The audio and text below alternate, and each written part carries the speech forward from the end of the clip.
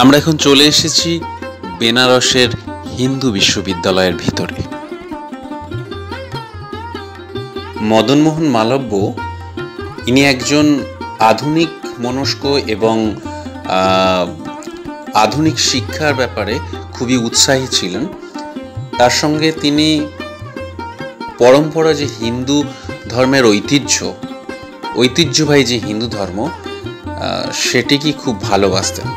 তাই তিনি 1911 সালে কলেজের যে পরিচালন সমিতি হয় সেখানে যোগদান করেন এবং তার উদ্যোগে দ্বারভাঙার মহারাজা রামেশ্বর সিং, বেনারসের মহারাজা প্রভু নারায়ণ সিং এবং আইনজীবী সুন্দরলালের সাহায্যে 1916 সালে প্রতিষ্ঠা করেন বেনারস হিন্দু বিশ্ববিদ্যালয়।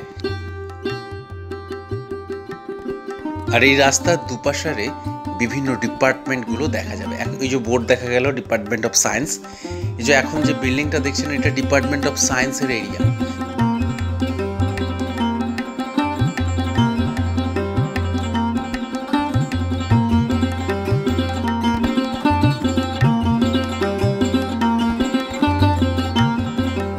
আর আমরা যাচ্ছি বাবা কাশী বিশ্বনাথের মন্দির দর্শন করার জন্য, যেটা হিন্দু বিশ্ববিদ্যালয়ের ভিতরে অবস্থিত। মেন রাস্তার দুপাশে যতগুলো সাবজেক্ট আছে ইউনিভার্সিটির ভিতরে, সেগুলো ছোট ছোট যে ক্যাম্পাস প্রত্যেকটা সাবজেক্টের, সেগুলো আপনারা দেখতে পাবেন। আমাদের সামনে এখন যেটা দেখতে পাচ্ছি এটা হচ্ছে institute of agriculture and science. অসংখ্য ডিপার্টমেন্টগুলো আপনারা এই দুপাশে দেখতে পাবেন। আর কিছুক্ষণের মধ্যেই আমরা অটো থেকে নামবো মন্দির দর্শন করার জন্য। অটো থেকে নেমে আমরা এখন মন্দির চত্বরে এসে উপস্থিত হয়েছি।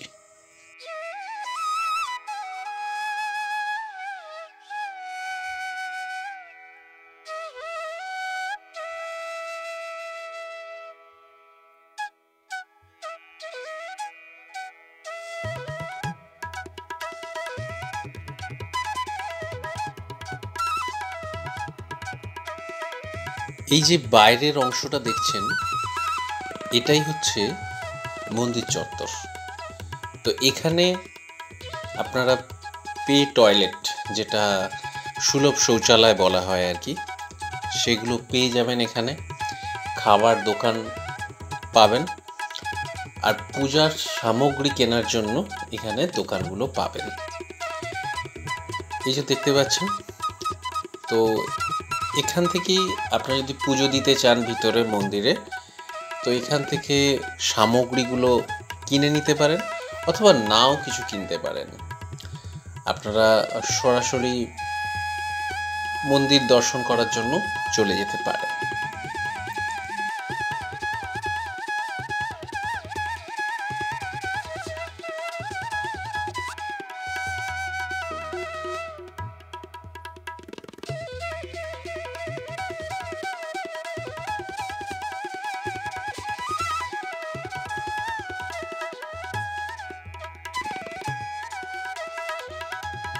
1930 সালে পণ্ডিত মদনমোহন মালব্য হিন্দু বিশ্ববিদ্যালয়ের প্রাঙ্গণে কাশী বিশ্বনাথ মন্দিরের প্রতিরূপ তৈরি করার একটি পরিকল্পনা করেন।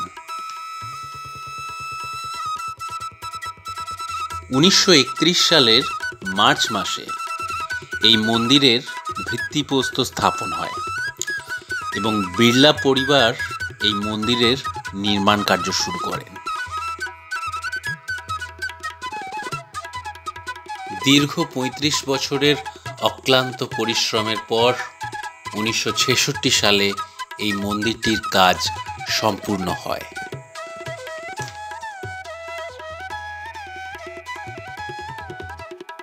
এটি হলো কাশী বিশ্বনাথ মন্দিরের প্রতিলিপি। এখানে আমরা জুতো জমা দেব পাশে কাউন্টারে। জমা দিয়ে আমরা এবার মন্দিরের ভিতরে প্রবেশ করব।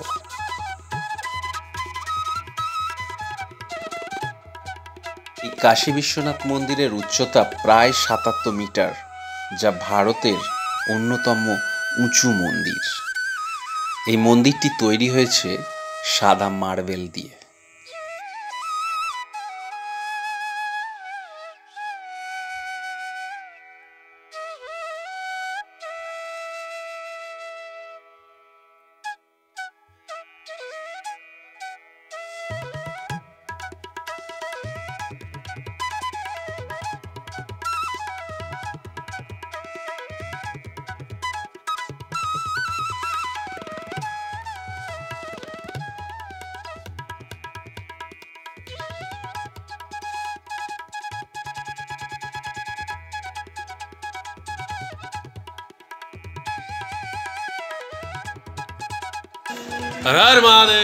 এই কাশী বিশ্বনাথ মন্দির প্রধানত শিবের মন্দির, কিন্তু এর মধ্যে 9টি ছোট ছোট মন্দিরও আছে।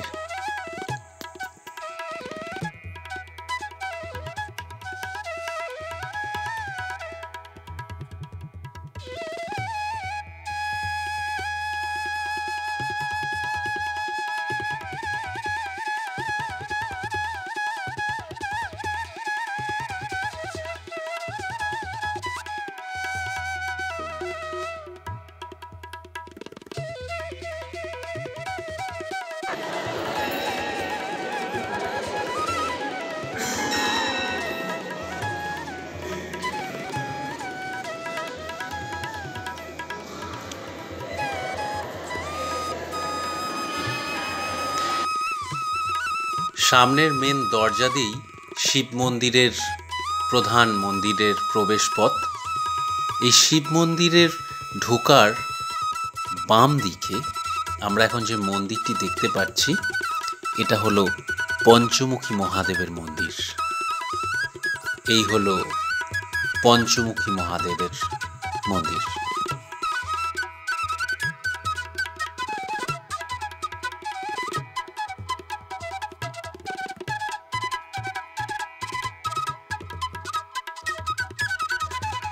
আর ডান দিকে আমরা যে মন্দিরটা দেখতে পাচ্ছি, এটা হলো পার্বতী গণেশের মন্দির।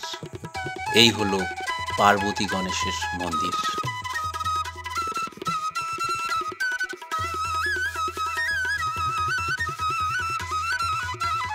আমরা এখন ঢুকে পড়ছি বাবা কাশী বিশ্বনাথের প্রধান মন্দিরের ভিতরে।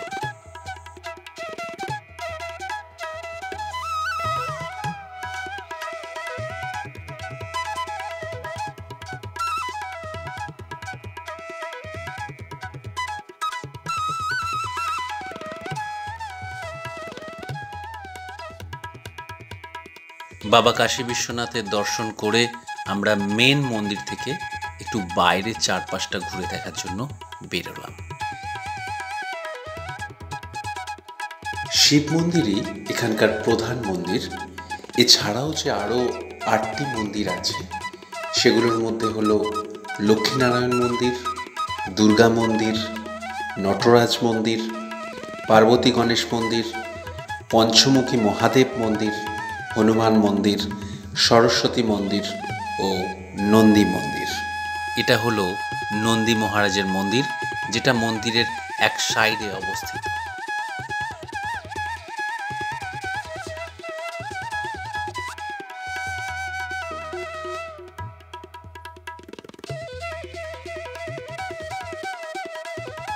যেহেতু বিড়লারা এই মন্দিরটা তৈরি করেছিলেন, সেই জন্য এখানে লোকালি একে বিড়লা মন্দিরও বলে।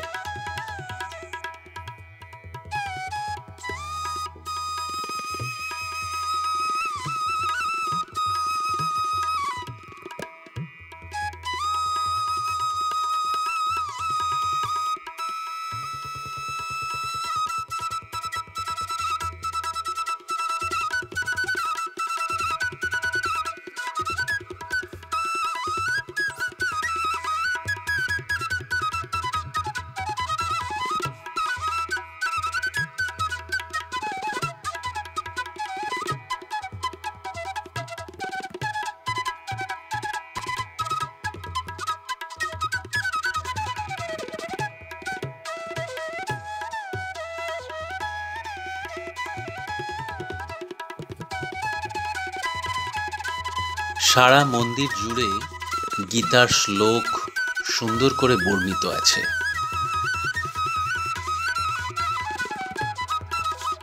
আমরা এখন উপরে যাব সিঁড়ি দিয়ে ফার্স্ট ফ্লোরে।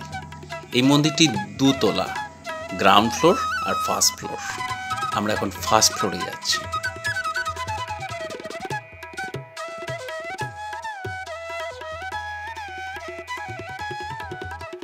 এই মন্দিরের ভিতরের পরিবেশ এতটাই সুন্দর যে মন সত্যি আবেগপ্লুত হয়ে যাবে।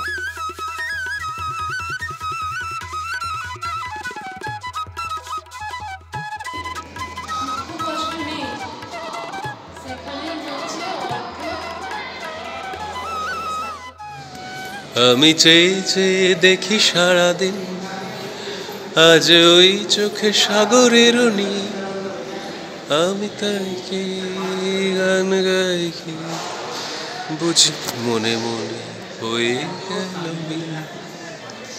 ব্যালকনি থেকে মন্দির চত্বরের দৃশ্যটি অপূর্ব।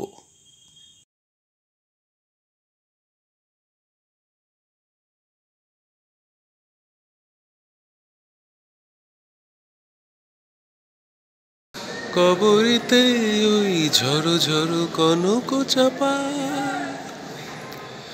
না বলা কথা থর থর অধর কাপা, তাই কি গানে সুরে ভরে আমার হৃদয়। আমি চেয়ে চেয়ে দেখি সারাদিন, আজ ওই চোখে সাগরের নি। আমরা সামনের দিকে ক্রমশ এগিয়ে যাচ্ছি। একটি শিব মন্দিরের গর্ভগৃহ আছে। ভিতরে যে গম্বুজটা আমরা বাইরে থেকে দেখছি, সেই গম্বুজ সমেত গর্ভগৃহটা অপূর্ব লাগবে। চলুন আমরা দেখব।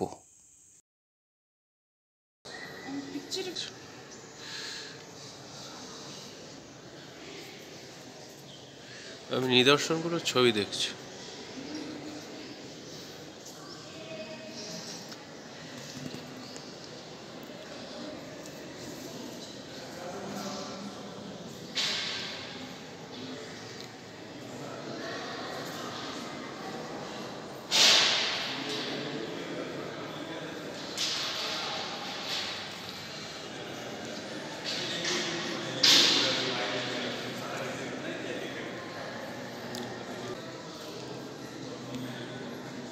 আমরা সামনে শিবের যে গর্ভগৃহ আছে সেটাতে প্রবেশ করছি এবং এখানে আমরা দেখব ধ্বনির প্রতিফলন কত সুন্দরভাবে হয়।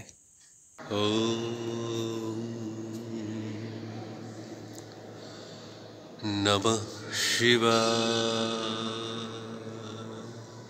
হে প্রভু,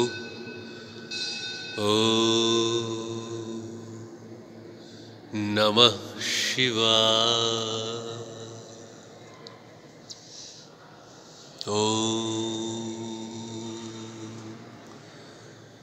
নমঃ শিবায়। হে প্রভু, এখানে প্রবেশ করলে মনের মধ্যে ভক্তি অটোমেটিক তৈরি হয়ে যায়। ওম নমঃ শিবায়। ওম নমঃ শিবায়।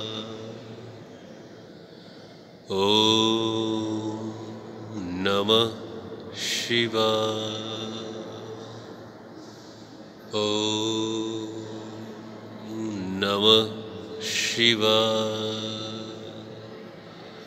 ওম নমঃ শিবায়।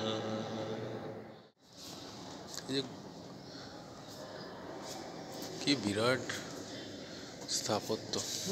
এখানে শুধুমাত্র যে ট্যুরিস্ট বা পর্যটকেরাই যে আসবে তা নয়, এখানে ইউনিভার্সিটিতে যারা পড়াশোনা করে তারাও এখানে এসে বসে, ধ্যান করে। এখানের পরিবেশটা সত্যি অন্যরকম। এবার আমরা মন্দির চত্বর থেকে বেরিয়ে পড়লাম বাইরের দিকে।